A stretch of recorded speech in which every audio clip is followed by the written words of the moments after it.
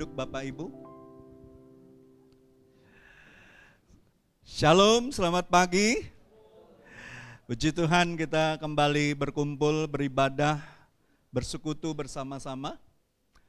Saya sebelum masuk ke dalam firman Tuhan mau menyambut, mungkin ada yang baru pertama kali datang ke jemaat ini, silakan angkat tangan saja di tempat.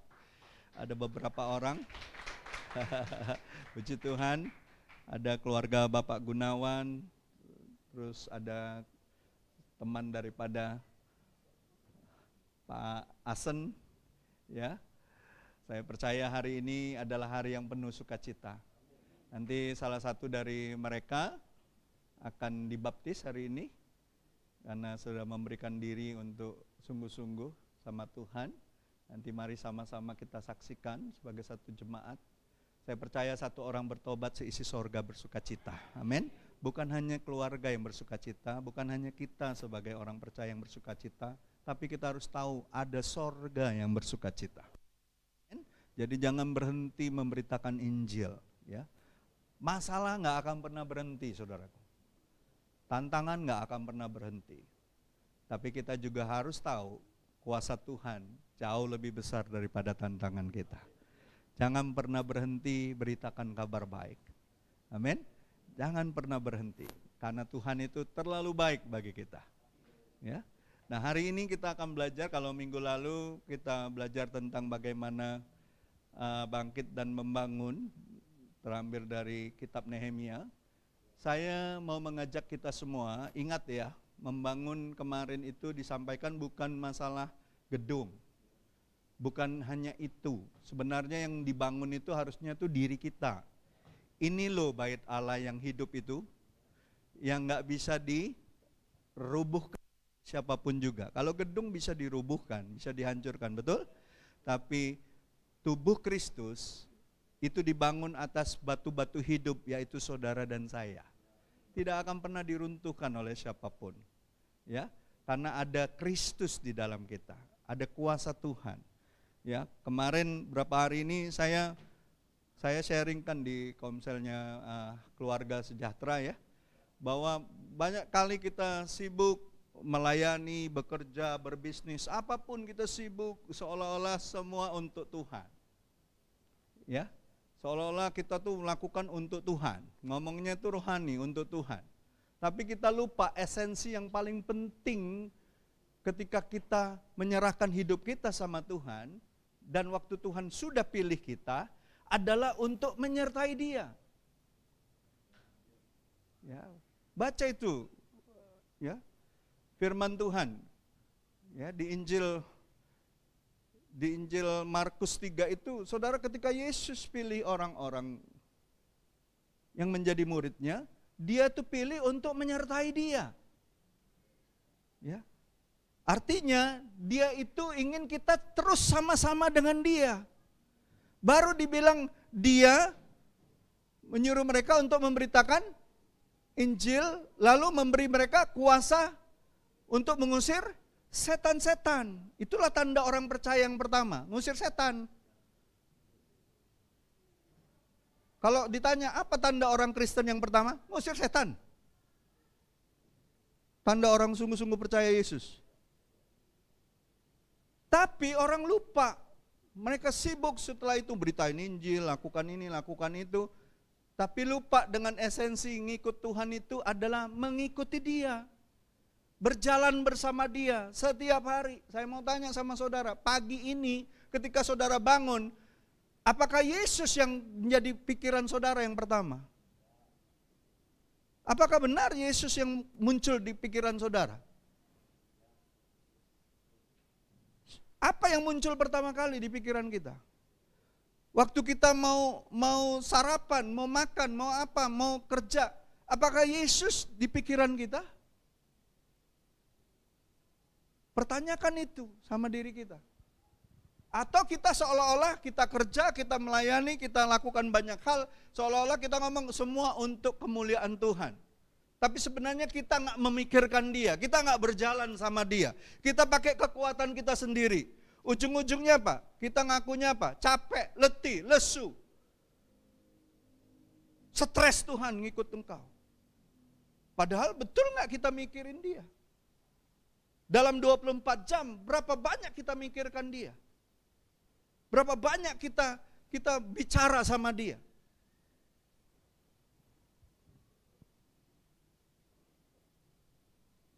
Pernah nggak dengar orang doa gini? Tuhan, hadirlah kau Tuhan di sini. Pernah nggak? Hadirlah di gereja kami. Hadirlah di komsel kami. Apakah itu doa yang tepat? Kalau Pak Anes sudah ada di sini, perlu nggak saya minta Pak Anes hadirlah di sini? Dia ada di sini kok. Yang perlu saya lakukan tinggal ngomong sama dia.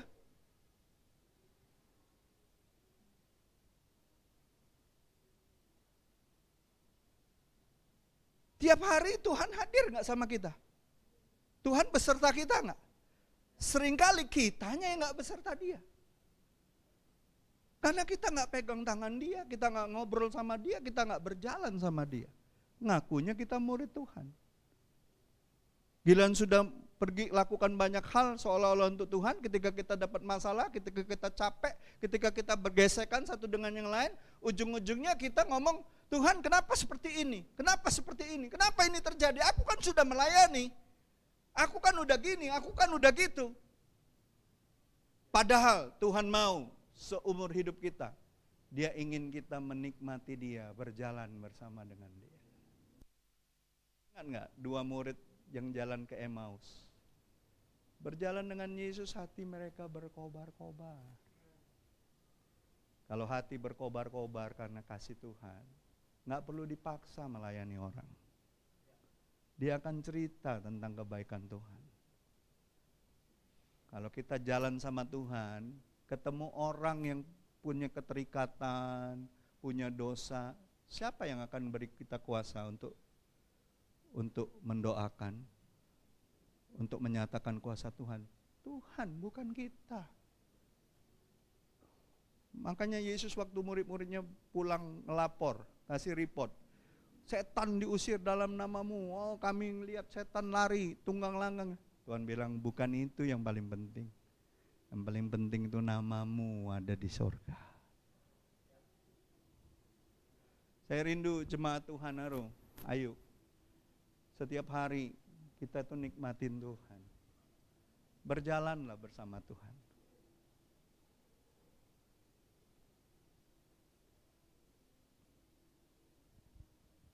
Amin. Soal mau kita nanti Tuhan suruh kita doain orang, melayani orang, beritakan Injil, itu semua datang dari kuasanya mengalir. Karena kita berjalan bersama dengan Dia. Kalau kita ngomong kita sudah lakukan sesuatu tapi kita nggak menyertakan Dia, untuk apa? Nggak sama Dia ngapain? Yang terjadi kita capek, kita stres. Saya dulu ngalamin seperti itu, berusaha untuk memberitakan Injil supaya terlihat orang bahwa saya hamba Tuhan yang memberitakan Injil, doa. Tapi pelan-pelan saya renungkan, kok jadi capek ya?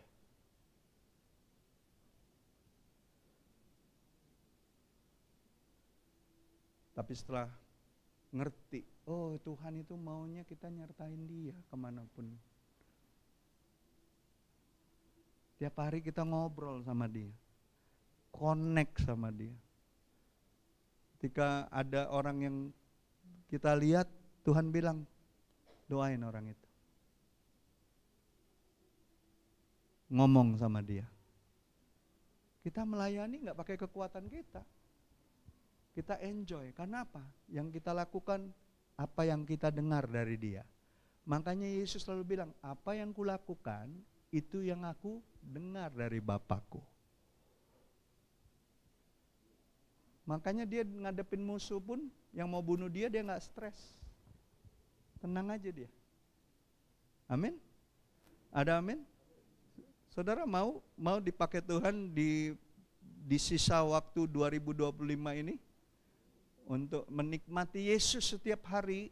Dan ketika saudara dipakai Tuhan melayani, saudara tahu saudara melayani karena kuasa Tuhan bekerja atas hidupmu. Karena kau terkonek terus sama Tuhan.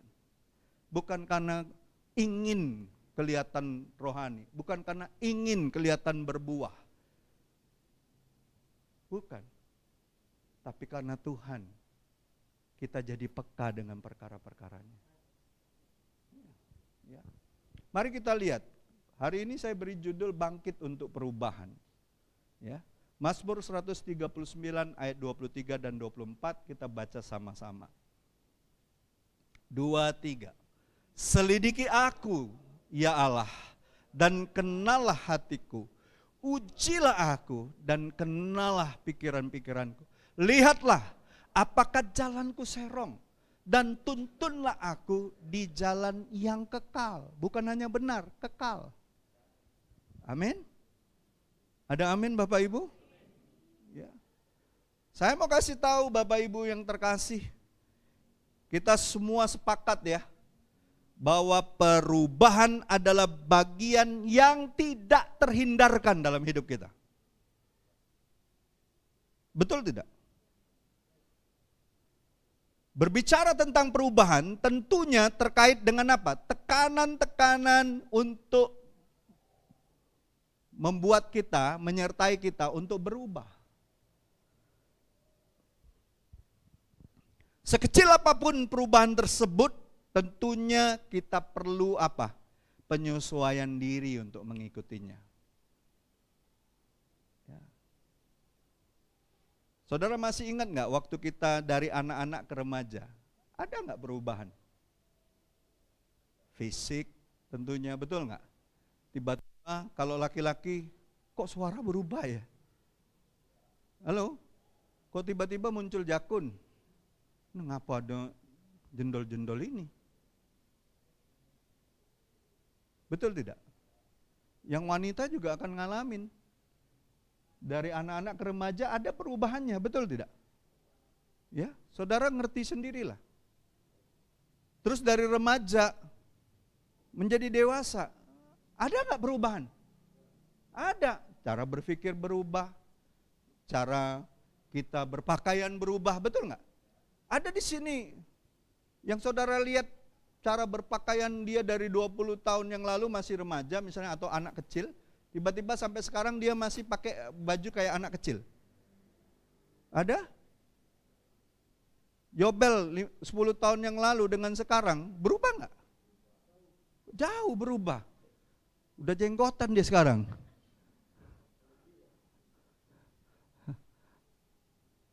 Ya, cara berpakaian juga berubah. Pak Aming dulu 15 tahun yang lalu masih hitam semua rambutnya. Sekarang kayak padang belantara yang kena salju, saudaraku. Putih semua rambutnya. Albert, bagus. Saya kenal dia dari anak kelas 3 SD. Masih culun, berenang Sungai Musi di belakang rumahnya. Kalau dengar suara hujan langsung hore-hore dia, langsung ke belakang. Nurun itu semua itu ke keponakan-keponakannya itu sampai sekarang. Sekarang dia udah jadi bapak-bapak. Udah 2 anaknya. Pasti banyak yang berubah dari cara dia berpikir. Kita yang dulu dewasa, sekarang sudah jadi tua. Kemarin seorang hamba Tuhan, nanti tanya sendiri sama Sandi. Dia khotbah di JM, betul nggak? Dia ngomong gini, saya kenal Pastor Jeffrey waktu saya masih celana biru. Dia sudah melayani di sekolah kami. Sekarang saya bisa berdiri berkhotbah di depan senior saya. Saya percaya ini semua karena Tuhan. Selesai dia khotbah, saya bilang, kamu akan dipakai Tuhan lebih dahsyat dari generasi kami. Seorang pemimpin itu harus senang dengan generasi berikutnya lebih luar biasa dipakai Tuhan. Amin. Lalu dia bilang, iya pastor, saya ingat dulu pastor ke sekolah kami, saya masih culun, masih perhatiin pastor, sudah ngerintis jemaat. Saya bilang, maksudmu saya sudah tua sekarang ya?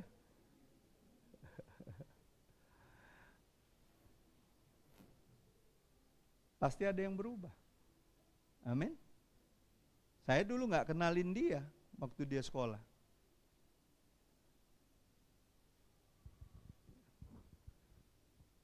Perubahan dari seseorang yang tadinya sendiri sekarang punya pasangan. Pasti berubah, betul nggak? Perubahan ketika nanti punya anak. Berubah lagi. Apalagi kalau pindah tempat kerja, pindah sekolah, pindah tempat tinggal, banyak yang berubah. Sejak kami nggak di Cinde lagi, banyak hal yang berubah. Kalau dulu di Cinde, pleset aja sudah ketemu makanan. Pasar Cinde depan. Betul nggak? Sekarang keliling-keliling, aduh susah, nggak ada yang cocok. Tapi mau tidak mau harus berubah. Lingkungan hidup, halo?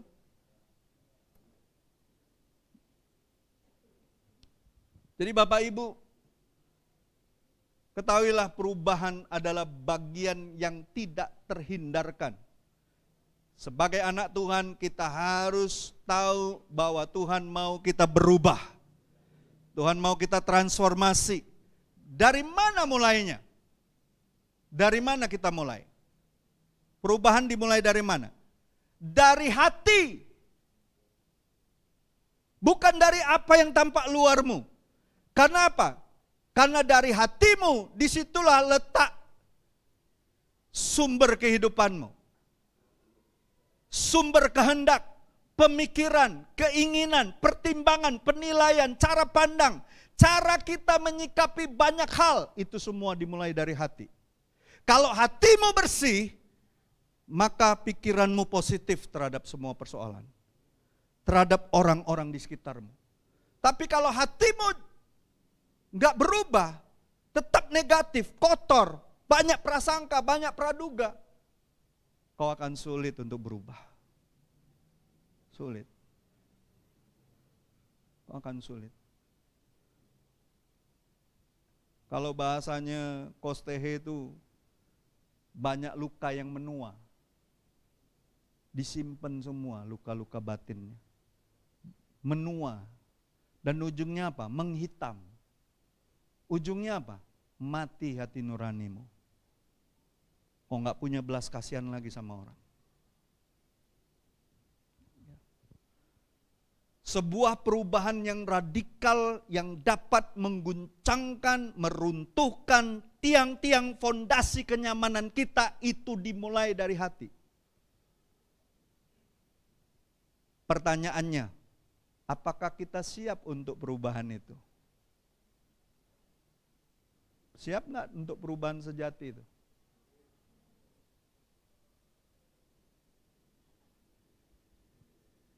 Maukah kita diubahkan serupa dengan Kristus? Maukah kita menghasilkan buah-buah roh? Bukan hanya bangga dengan karunia-karunia roh. Tadi pagi kita doa praibadah. Biarlah kami semua melayani bukan karena kami punya talenta, karena punya karunia roh. Saudara, kita rindu melayani karena ada buah-buah roh di dalam hidup kita. Amin. Karena ada kasih, ada sukacita, ada kebaikan, ada kemurahan Tuhan dalam hidup kita. Ada kesetiaan di situ. Bagaimana kita dapat mengalaminya? Mari kita belajar sama-sama. Yang pertama, bagaimana kita mengalaminya? Perubahan sejati dimulai dari hati yang mau diperiksa Tuhan. Mau nggak diperiksa Tuhan? Hari-hari ini, saudara lihat nggak di berita di medsos? Itu kejaksaan tinggi, isinya apa sekarang? Duit bertumpuk-tumpuk, kuadriliun. Karena apa? Pejabat-pejabat negeri ini, bangsa ini, hatinya kotor. Hatinya culas, hatinya serakah. Makanya ketika diperiksa KPK, ketahuan semua. Itu baru diperiksa manusia. apalagi diperiksa Tuhan.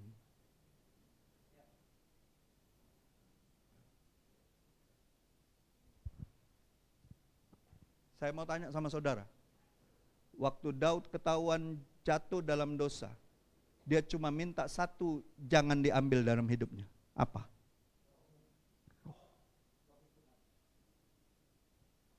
Tuhan, jangan ambil rohmu dariku. Jangan ambil rohmu Tuhan. Kau boleh ambil kerajaan ini, kau boleh ambil semua yang megah ini, kau boleh ambil semua jabatan ini, raja ini. Kau boleh ambil apapun Tuhan. Jangan ambil rohmu. Saudara, kalau hari ini saudara bangga dengan apa yang saudara miliki, harta, uang, jabatan, pelayananmu bahkan, ketika kau nggak mau diperiksa sama Tuhan, ujungnya rohnya akan undur darimu.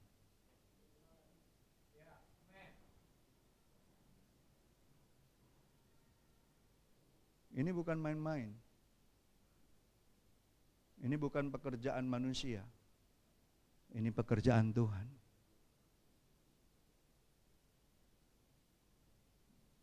Jadi Bapak Ibu yang dikasihi Tuhan, kita lihat pemazmur tidak meminta perubahan keadaan, tapi dia meminta untuk apa? Dia nggak minta, Tuhan keadaan ini sulit Tuhan, keadaan ini kayaknya menakutkan, keadaan ini kabar perang sudah di mana-mana. Hari ini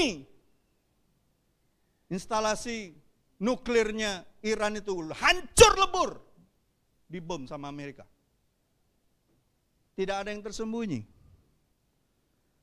Tuhan genapi apa yang dinyatakan di Yeskiel itu. Banyak yang berdoa bagi bangsa umat pilihan Tuhan. Karena tanda-tanda Tuhan kedatangannya sudah makin dekat. Kita nggak minta perubahan. Kita minta seperti Mazmur yang minta. Dia minta apa? Selidiki hatiku. Karena apa? Hati itulah pusat seluruh hidup kita.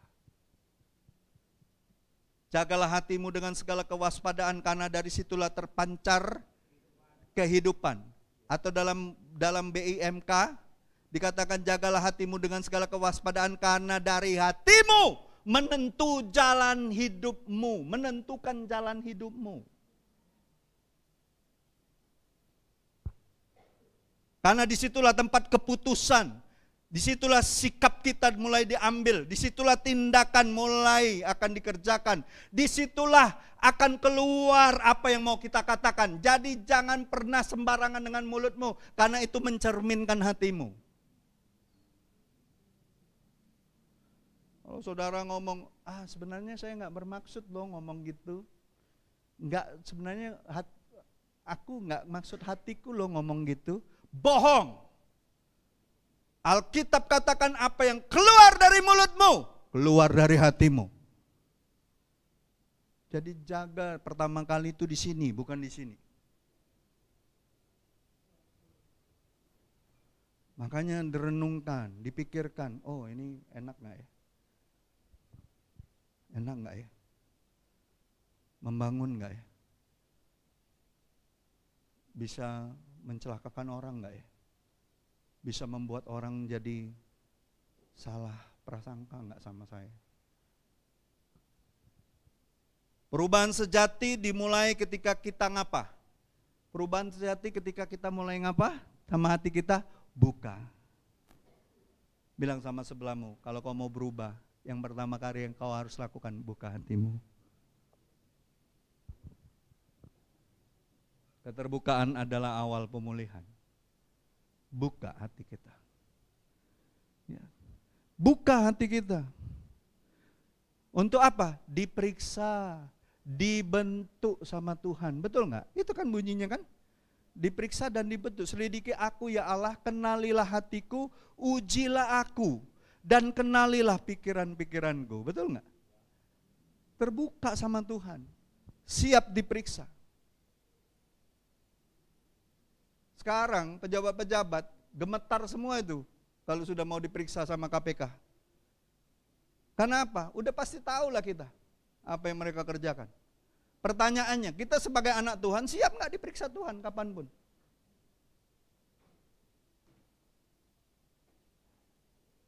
Daud tuh diperiksa Tuhan melalui hambanya, Nabi Nathan, di waktu yang nggak dia sangka-sangka, betul nggak?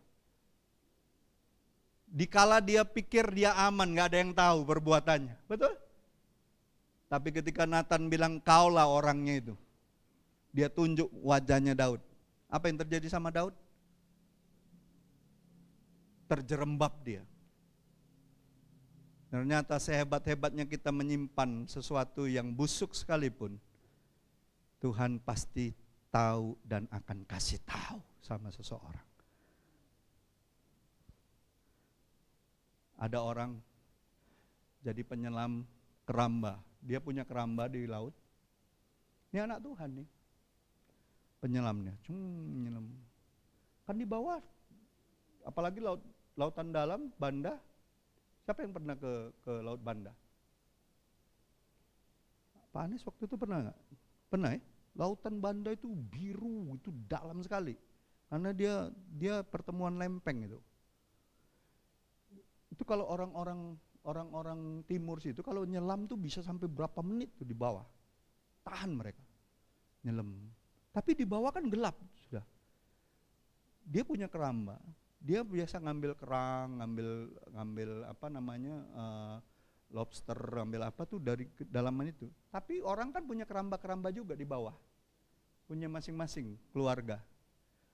Selama 30 tahun dia nyelam ngambil.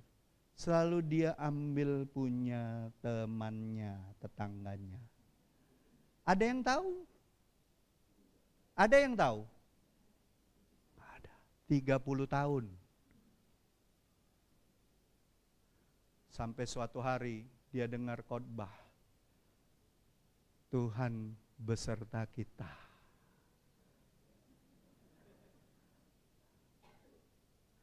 Lagi nyelam, pas dia mau ambil lagi dia teringat Tuhan beserta kita. Gak jadi. Sejak itu dia tidak pernah lagi ambil sesuatu yang bukan miliknya. Kesadaran bahwa kita disertai Tuhan dan rindu berjalan dengan Tuhan membuat kau berubah.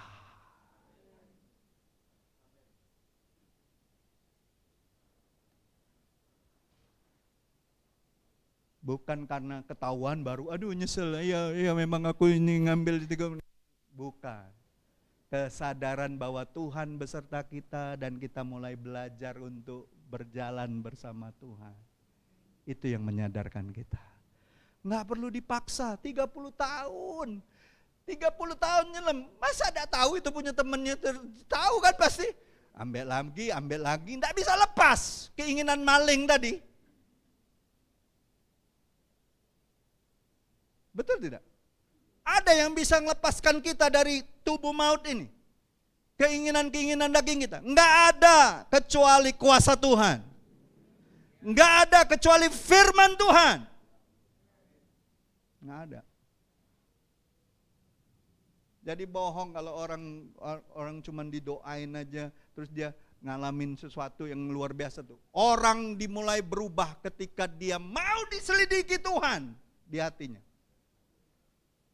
Dengan cara apa? Tuhan berfirman. Tuhan menyatakan firman-Nya. Tuhan menyatakan suaranya atas kita. Bahkan di dalam gelap ketika orang lain tidak tahu apa yang kita buat. Tapi ketika kita ingat suara Tuhan, ingat penyertaan Tuhan, kita tidak mau main-main dengan dosa.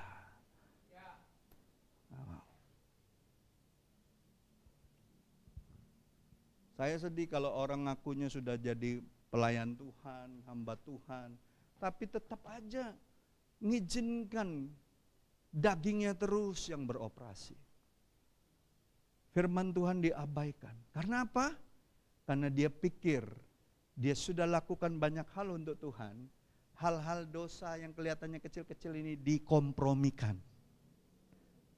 Saudara pikir dosa besar itu terjadi begitu aja? Enggak, karena kompromi dulu dengan hal-hal yang kecil. Kita bukan ayam. Halo? Ayam jantan ngelihat ayam betina langsung kejar, saudara. Seketika, kita bukan ayam. Dosa itu dibuahi di dalam daging kita. Dengan hal-hal yang kecil. Dengan lihat sesuatu. Daud itu kan seperti itu kan. Dia kan dari lihat bininya Wong kan.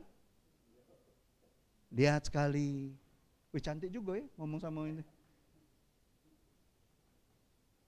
Lama-lama hawa nafsu muncul.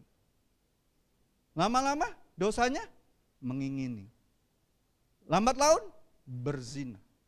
Dengan apa caranya? Dia perkosa itu. Bukan langsung kayak ayam, tuh ngejar. Bilang sama sebelahmu, kau bukan ayam. Jadi jangan izinkan hawa nafsumu, matamu yang ngelihat langsung kejar. Pertimbangkan. Izinkan Tuhan berbicara. Ada sesuatu tawaran, izinkan Tuhan berbicara. Ada satu hal yang dilihat kita, benar enggak ini dari Tuhan? Benar enggak ini kalau saya lakukan ini, saya menyenangkan hati Tuhan apa enggak? Apakah ada orang-orang yang akan tersakiti ketika saya lakukan ini? Pikir. Izinkan Tuhan berbicara. Kapan Tuhan berbicara? Kapan aja. Hikmat itu ada di mana-mana. Ya, mau siang, mau malam, mau kita mau tidur pun Tuhan bisa bicara. Ya, jangan batasi Tuhan. Bagaimana aplikasinya? Miliki waktu setiap hari saat teduh. Untuk apa? Introspeksi diri. Saat teduh itu bukan hanya kita menerima firman Tuhan, tapi izinkan firman itu memeriksa hidup kita. Kita introspeksi diri kita. Jangan dapat firman, cocok untuk Isio. Ini bagus nih kalau diomong sama Pak Aming. Pak Aming tuh galak cak ini dia. Bukan kayak gitu. Untuk kita dulu. Untuk periksa diri kita. Firman itu seperti cermin, dibilang cermin. Cermin, tahu cermin? Do you know cermin? Kaco atau mewah. Mirror. Kebanyakan melihat kaca tapi nggak ngelihat diri. Jangan cuma kaca tuh bukan hanya untuk lihat yang di luar ini loh. Firman itu jadikan kaca kita untuk melihat yang di dalam ini. Ya. Berdoa, ambil waktu biar Tuhan menunjukkan bagian mana yang mau diubah Tuhan. Doa kita bukan hanya untuk minta-minta. Doa kita seharusnya, Tuhan, selidiki aku Tuhan. Bagian mana dari hidupku yang perlu diubah Tuhan. Bagian mana dari hidupku yang perlu kau kuasai penuh.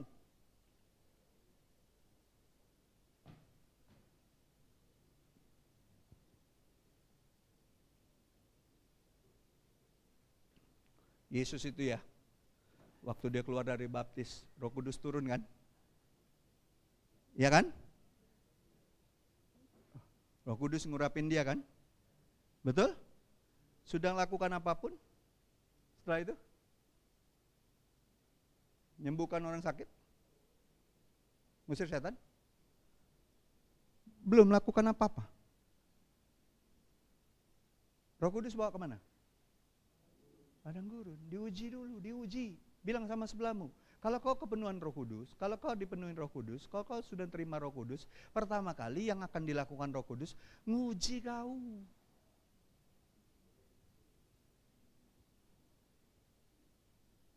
Tidak dibawanya dulu untuk lakukan apa-apa. Diuji. Diuji betul nggak? Apa yang diuji?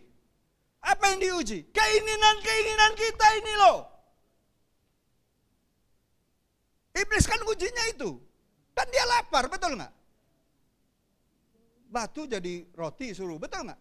Keinginannya kan yang diuji, betul nggak? Karena dia lapar. Dagingnya, iblis tahu kok. Diuji lagi apa? Pride-nya.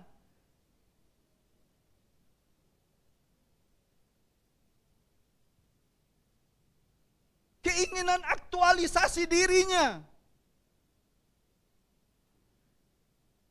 Apakah Yesus masih mengingini kemegahan dunia ini? Ditawarin sama iblis. Betul nggak? Terus iblis coba kan? Nggak bisa kan? Lalu dia pakai firman kan? Ada tertulis. Lah kalau iblis pakai firman, iblis lebih tahu firman dari kita. Coba lihat sebelah-sebelah. Kalau iblis tahu firman dari kita, cak mana kita nak ngelawan dia?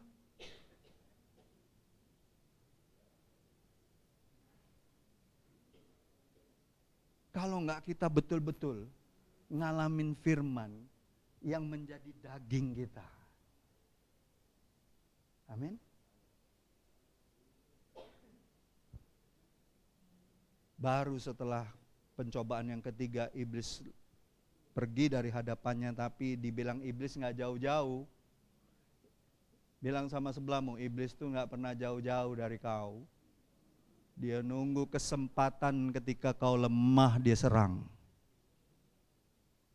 Tapi setelah itu ya, setelah malaikat datang melayani Yesus ya, baru di situ dibilang Yesus dikuasai oleh Roh Kudus. Baru setelah itu pelayanannya boom, boom, boom, boom, boom. Kemana-mana. Kita nggak cukup hanya dipenuhi. Kau harus dikuasai oleh Roh Kudus.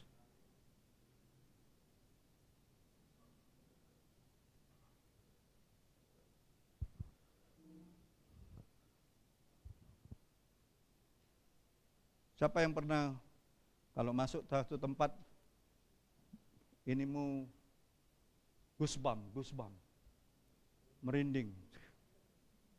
Kalau masuk tempat satu ibadah kita merinding, ada sukacita, damai hati kita. Goosebump. Tapi kalau di satu tempat tiba-tiba goosebump, hati kita nggak enak, tiba-tiba suasananya mencekam, itu pekerjaan roh jahat. Usir, jangan kau yang lari.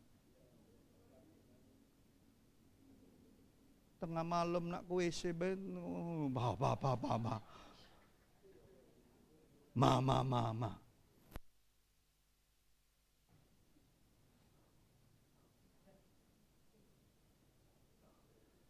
Kalau kau dikuasain Roh Kudus, nggak ada satu setan pun sanggup menghalangi engkau. Amin. Ada amin Bapak Ibu? Ya. Selanjutnya apa? Aplikasinya, selain memiliki waktu harian kita saat teduh, introspeksi diri, berdoa, minta ditunjukkan bagian hati kita yang mana yang mau diubah Tuhan. Yang selanjutnya apa? Belajar jujur. Belajar jujur di hadapan Tuhan. Bukan hanya mau tampil baik di hadapan manusia, jujur sama Tuhan. Amin. Kalau kita bisa jujur sama Tuhan yang gak kelihatan, kita bisa jujur sama orang yang kelihatan. Amin. Jujur sama Tuhan. Jangan main pura-pura. Jangan pakai topeng sama Tuhan. Jujur aja, buka diri kita. Tuhan, aku mau jujur Tuhan. Hari ini aku lebih banyak mikirkan sesuatu yang bukan Engkau. Ampuni aku Tuhan. Hari ini kok aku mikirin masalah persoalanku Tuhan. Aku melupakan Engkau. Ampuni aku Tuhan. Jujur kita sama Tuhan. Saya hamba Tuhan, enggak selalu seperti tadi pertanyaan saya, apakah saya setiap hari, setiap saat mikirin Tuhan? Kadang-kadang enggak juga. Tapi waktu Tuhan ingatkan itu, jujur sama Tuhan, ampuni aku. Aku banyak lakukan hal-hal, tapi aku enggak berjalan sama Engkau. Aku berjalan dengan kekuatanku sendiri. Jujurlah. Amin.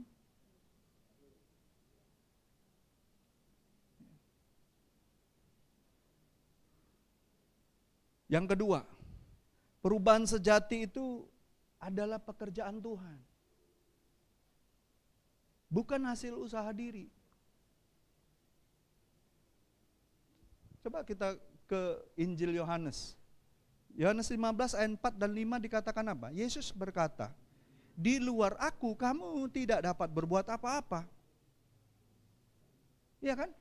Tinggallah dalam aku dan aku di dalam kamu. Sama seperti ranting tidak dapat berbuah dari dirinya sendiri kalau ia tidak tinggal di dalam pokok anggur. Demikian juga kamu tidak akan berbuah jikalau kamu tidak tinggal di dalam aku. Akulah pokok anggur dan kamulah ranting-rantingnya. Barang siapa tinggal dalam aku dan aku dalam dia, ia berbuah banyak, sebab di luar aku kamu tidak dapat berbuat apa-apa.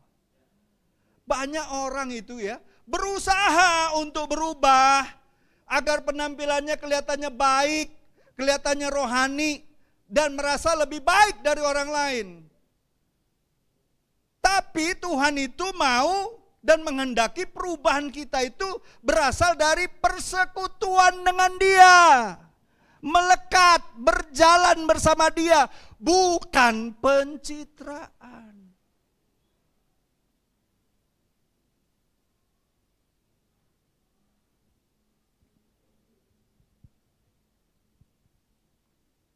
Karena kita melekat sama Dia. Kalau kita nih makin melekat sama Tuhan ya, nggak ada perasaan kita merasa kita lebih baik dari orang lain. Kita merasa bahwa saya ini sampai ke titik ini semua karena belas kasihan Tuhan. Bukan karena kuat gagah, bukan karena hebat. Kalau bukan belas kasihan Tuhan, nggak mungkin kita bertahan sampai hari ini. Alkitab jelas sekali katakan, Roma 3 itu jelas sekali katakan, Rasul Paulus katakan, tidak ada seorang pun yang baik. Semua sudah kehilangan kemuliaan Allah. Jadi kalau hari ini kita bisa berjalan di dalam kemuliaan Tuhan, kita bisa berjalan di dalam kebenaran Tuhan, kita masih bisa berdoa dengan sungguh-sungguh, kita masih bisa beribadah dengan sungguh-sungguh, kita masih bisa memuji menyembah Tuhan, kita masih bisa bersekutu sama Tuhan. Itu semua karena belas kasihan Tuhan aja. Orang yang mengalami belas kasihan Tuhan, dia pun akan mengalami untuk berbelas kasihan sama orang lain.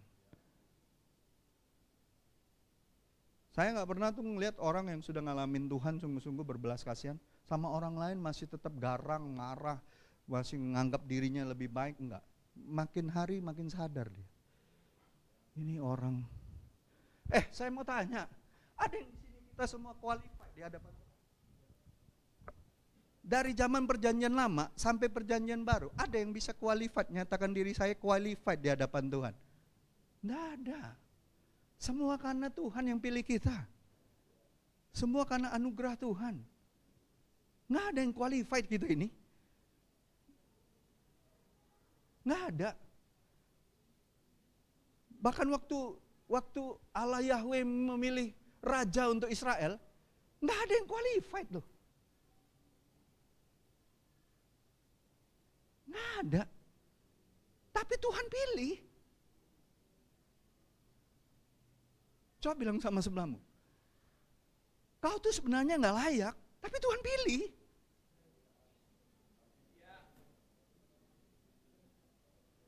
Apalagi yang mau kita dustakan dalam hidup kita ini? Seolah-olah kita lebih baik dari orang lain. Nggak ada. Kita ini semua karena anugerah Tuhan aja.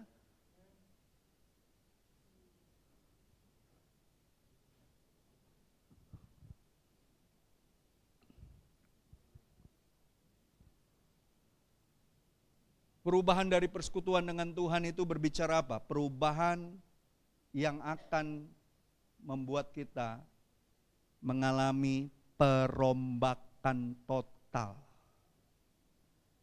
Dan yang paling mendasar dalam hidup kita.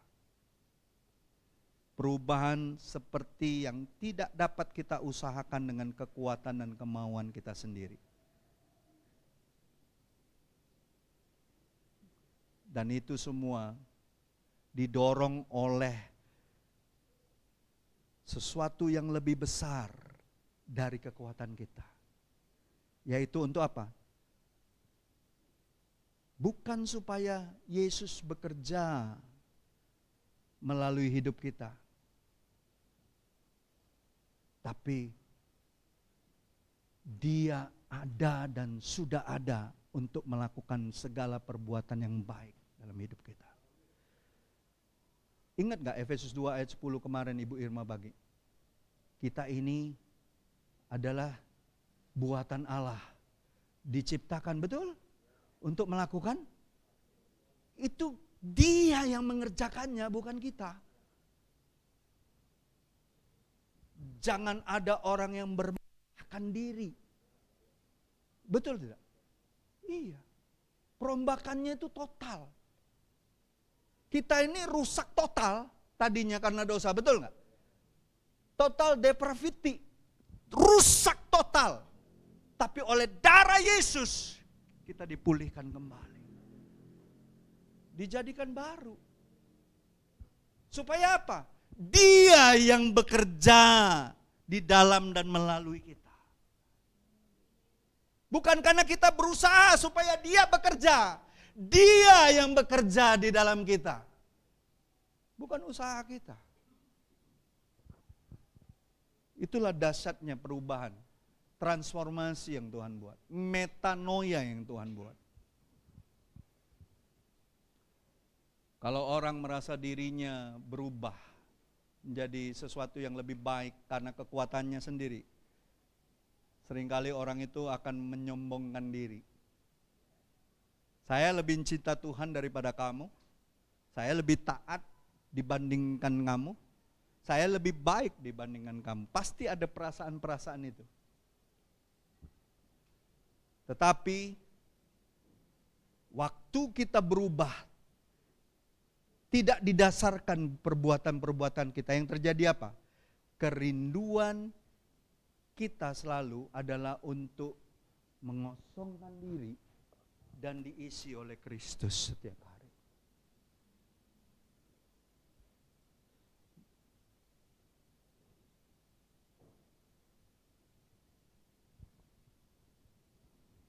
Diisi terus sama Tuhan.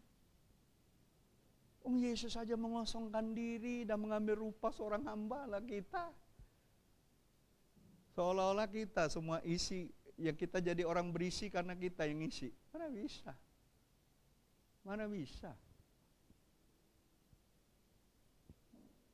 Makanya Yohanes Pembaptis itu udah paling hebat itu. Makanya tidak ada orang yang lebih besar, anak yang lahir dari rahim seorang ibu, daripada Yohanes Pembaptis. Karena apa? Karena pernyataannya itu.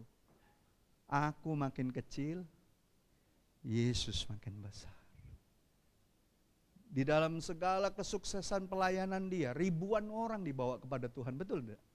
Tapi waktu dia lihat Yesus, aku lepaskan kasutnya aja aku gak layak. Kesadaran bahwa kuasa Tuhanlah jauh lebih dahsyat daripada apa yang bisa kita lakukan untuk Tuhan.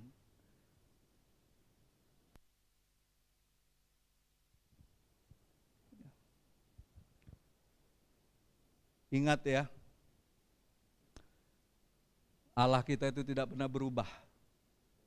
Dia tidak pernah melihat tampak luar. Dia selalu saja melihat hati. Coba lihat 1 Samuel 16 ayat 7. Waktu Nabi Samuel melihat anak-anak Isai, betul? Bukan anak Isai kita ya, anak Isai bapaknya Daud. Satu persatu lewat di depan. Kan dia pikir yang gagah-gagah itu kan, yang bakal diurapin, betul gak?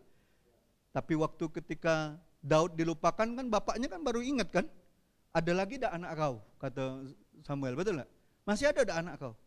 Dia mikir masih, nah iya lupa anak aku di padang rumput sana lagi ngembalakan 2-3 ekor domba piaraan aku. Coba panggil dulu, panggil. Waktu Daud muncul, kata Tuhan, inilah orangnya, urapi dia. Saya percaya Samuel itu pada saat itu ya, yang benar Tuhan, ini kan anak masih cabi, pipinya masih merah, betul gak? Tidak ada gagah-gagahnya. Kalau zaman sekarang kebanyakan pakai skincare Korea kali dia, merah. Nggak ada tampang-tampangnya. Tapi Tuhan, kau jangan melihat tampak luar, aku melihat hati, kata Tuhan. Coba bilang sama sebelahmu, Tuhan tuh lihat hati kau, bukan penampilanmu. Tuhan lihat hati kita, amin. Saudara percaya Tuhan lihat hati, bukan penampilan. Oh, saya mau tanya sama saudara, kalau ada orang-orang, kita ini kan doa, Tuhan, kami rindu dipakai untuk menjangkau banyak jiwa masuk dalam kemuliaan-Mu. Kalau tiba-tiba orang-orang, maaf ngomong ya, orang-orang papa, orang-orang termarginalkan, anak pang misalnya datang ke sini, yang gak mandi-mandi 1 bulan, ngomongnya minta jiwa, siap gak dengan mereka? Tiba-tiba dari kilometer 9 sana datang semua ibu-ibu, perempuan-perempuan yang kurang baju itu. Siap nggak kita nampung mereka? Tiba-tiba preman pasar 16 datang ke sini. Teman-teman Antok misalnya. Yang tatonya dari sampai ke muka-muka. Siap nggak kita? Jangan-jangan ibu-ibu nyumputin galau itu tasnya.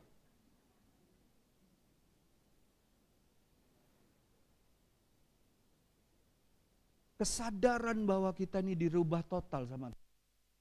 Kita tidak memandang orang lain lebih rendah dari kita. Kadang kita ini sama dulu, rusak total, bejat. Tuhan ubahkan.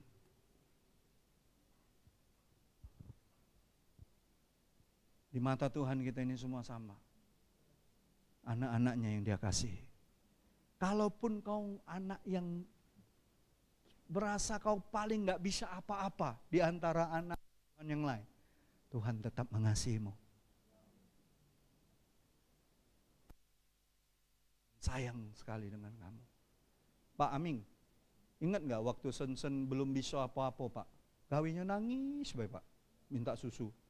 Bapak buang gak dia di tong sampah depan kan, toko Bapak itu? Kan ada tong sampah kan besar. Bapak buang gak di situ? Ay budak ini nyusai bayang. Justru dia karena belum bisa apa-apa, Bapak sadar bahwa Tuhan titipkan sama keluarga Bapak. Bapak kasih dia kan.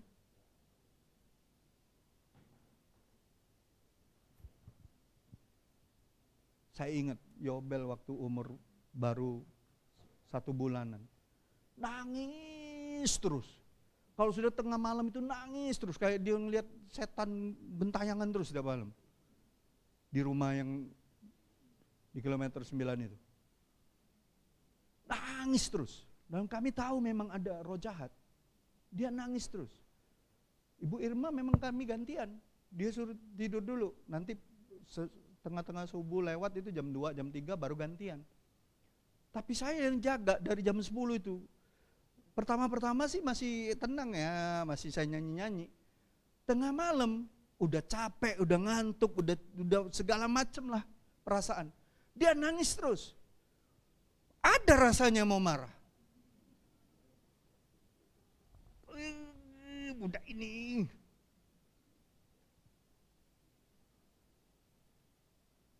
Tapi satu kali Tuhan bilang, kau dulu juga kayak gitu.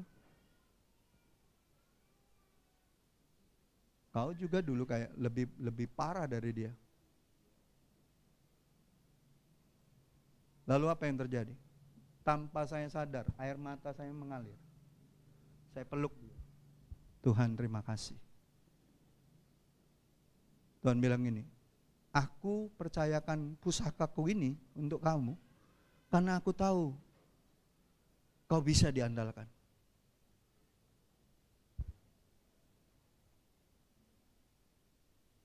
Tuhan yang paling tahu kekuatan kita Pak.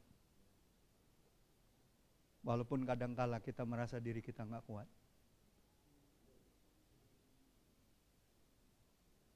Jadi anak-anak muda terutama di sini, kalaupun kau merasa hebat ya, si ini jago ya main musik, oh si ini, aku nggak bisa apa-apa. Justru karena kau nggak bisa apa-apa, Tuhan sangat mengasihimu. Tuhan mau dibuat kau bisa melakukan sesuatu yang berbeda dari mereka.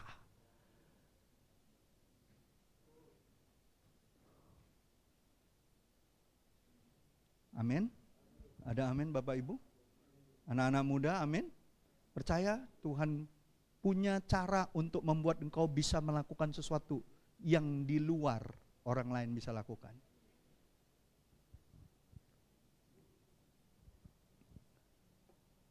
Bapak Ibu, aplikasinya ya, jangan kita termotivasi untuk berubah karena gengsi rohani, karena persaingan. Oh kalau dia bisa, aku bisa. Kalau kau mau dengar suara Tuhan, aku juga bisa dengar suara Tuhan. Bukan kayak gitu hidup kita. Justru kalau kita dipercaya Tuhan, dapat karunia lebih daripada orang lain ya. Kita tahu kita nih dikaruniakan Tuhan. Justru kita makin takut sama Tuhan. Kenapa? Pertanggungjawabannya besar. Nggak main-main. Waktu kita mulai ada sedikit keinginan untuk disanjung, untuk dipuji sama orang, selesailah hidupmu. Selesai. Kita bukan diberikan karunia untuk dipuji. Kita diberikan karunia untuk memuliakan Tuhan. All glory for God. Segala kemuliaan untuk Tuhan. Amin. Jangan termotivasi untuk hal-hal yang menjadi persaingan. Belajar bergantung dengan Roh Kudus, bukan dengan kekuatan sendiri. Izinkan Tuhan membentuk karakter kita untuk terus diproses, katakan diproses. Diproses. Jangan cuma mau hasilnya, nikmati prosesnya. Nikmati perjalanan dengan Yesus. Nikmatin prosesnya. Kalaupun Tuhan bawa kita ke lembah, ke gunung yang tinggi, ke badai yang begitu menderu, kalau ada Yesus di situ, untuk apa kita takut? Lebih baik kita belajar terus ngiring Dia. Fokus sama Dia. Jangan fokus dengan masalah. Ya. Dan yang terakhir, melekat pada Kristus adalah kunci perubahan sejati. Ayat 5 kan jelas sekali, Yohanes 15 ayat 5. Kamu adalah carang, akulah pokok anggur. Melekatlah pada pokok anggur, maka kita akan berbuah. Ya. Matius 11 ayat 28-20 jelas sekali. Mari kamu yang letih lesu berbeban berat, datanglah kepadaku. Betul enggak? Iya kan? Belajarlah daripadaku, karena aku lemah lembut, rendah hati, maka jiwamu akan mendapatkan ketenangan. Di ayat sebelumnya dikatakan gini, tuh Bapa aku bersyukur kau menyatakan hal-hal ini kepada orang kecil ini. Orang-orang kecil, apa maksudnya orang-orang kecil? Kita ini orang-orang yang sebenarnya gak punya kekuatan apapun untuk berubah. Orang-orang kecil juga berbicara apa? Makanya Yesus bilang, kamu harus seperti anak-anak kecil. Anak-anak kecil itu apa? Dia polos, dia tulus, dia ngikut Tuhan itu tanpa embel-embel. Ngikut aja. Ngikut. Taatnya tuh sepenuh hati. Enggak pakai bargaining-bargainingan.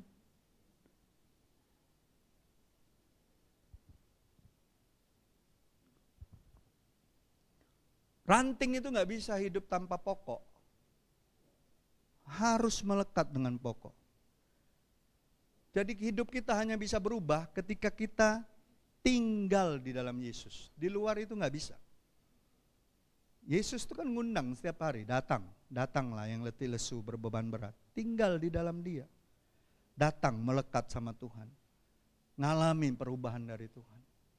Ngalamin transformasi dari Tuhan.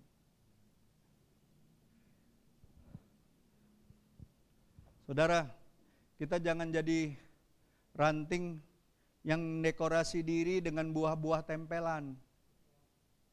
Halo? Kita pinjam dari tempat lain tempel, kita pinjam dari tempat lain tempel. Enggak. Buah itu harus dihasilkan dari dalam kita. Amin. Jadi dalam kehidupan kita itu, kita lakukan terus melekat sama Tuhan. Berikan ruang yang lebih sama Tuhan. Untuk apa? Untuk dia bekerja, untuk dia berbicara, untuk dia berkarya melalui kita. Bentuk nyatanya adalah melekat sama Tuhan dan terus-menerus menghidupi firman-Nya. Hidup dalam persekutuan yang indah dengan Dia. Di sanalah baru kita temukan kelegaan dan pertumbuhan sejati dimulai. Ya. Jadikan Yesus itu pusat kehidupan kita. Bukan hanya bagian kecil dari rutinitas. Oh iya, saya orang Kristen, bangun pagi harus doa. Makan nanti doa. Belum begawe doa. Enggak seperti itu. Kapanpun kita bisa berkomunikasi dengan Tuhan. Melekat dengan Tuhan. Makanya bersyukur kalau sudah dipenuhi Roh Kudus. Dikuasai Roh Kudus. Kita komunikasi setiap saat bisa sama Tuhan. Amin. Komunikasi sama Tuhan. Perubahan bukanlah soal memperindah yang di luar, tapi perombakan total dari dalam dan oleh kuasa Tuhan. Ingat, dunia selalu menilai penampilan, tapi Tuhan melihat hati. Maka pertanyaannya hari ini, apakah hatimu terbuka untuk diperiksa Tuhan dan diubahkan? Terbuka enggak? Apakah engkau melekat erat sama Yesus setiap hari? Berjalan enggak sama Dia? Pegangan tangan enggak sama Tuhan? Saya mau tanya sama saudara, kita diciptakan oleh siapa? Tuhan. Berarti lebih nyata siapa? Kita apa Tuhan yang enggak kelihatan? Sebenarnya lebih nyata siapa? Tuhan. Berarti kalau Tuhan beserta kita, kita bisa lihat, bisa rasakan, bisa pegang enggak Dia? Bisa enggak? Bisa. Asalkan kau punya hubungan intim dengan Tuhan. Nah, kita ini manusia roh. Allah itu roh. Dan Dia mau disembah di dalam roh dan kebenaran. Amin. Kalau saudara dimensi pengenalan saudara akan Tuhan itu suatu bentuk ciptaan, saudara tidak akan pernah ngalamin Tuhan di dalam roh.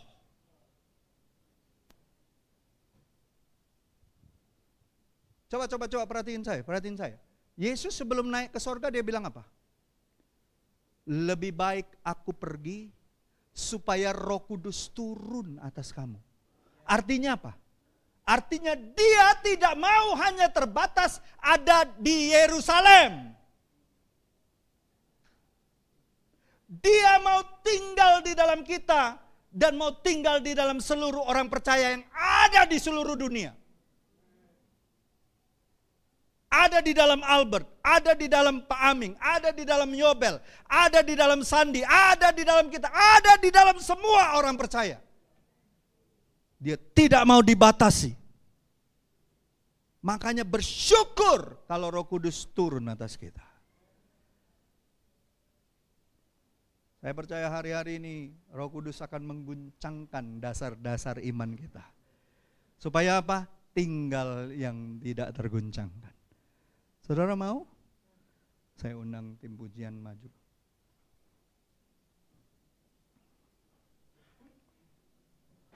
Saya mau mengajak saudara, jika hari ini engkau rindu diubahkan Tuhan, datang kepada Tuhan dengan hati yang terbuka. Mintalah Tuhan menyelidiki